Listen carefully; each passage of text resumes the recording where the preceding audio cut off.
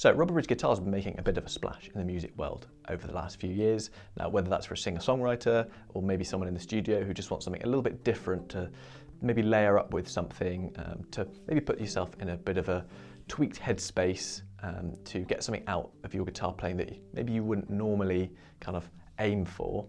They're a very cool piece of kit, but they're also very, very specific, kind of something that does that job, which is great.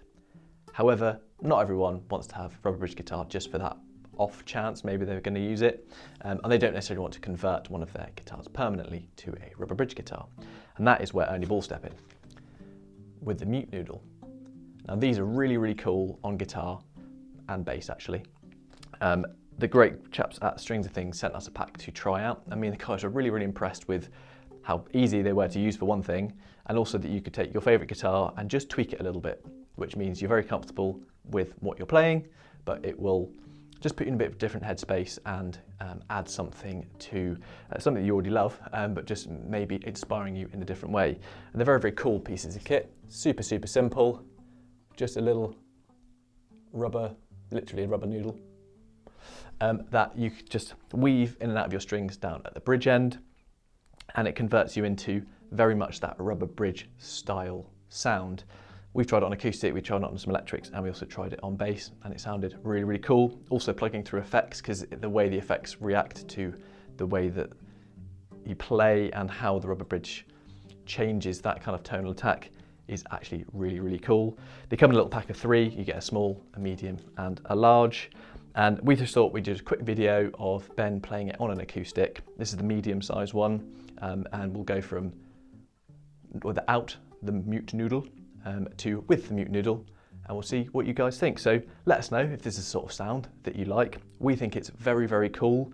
It really did kind of make all of us, when we picked up the guitars in different situations, just play in a slightly different way, which is never a bad thing. So yeah, the Mute Noodle. Let's give it a try.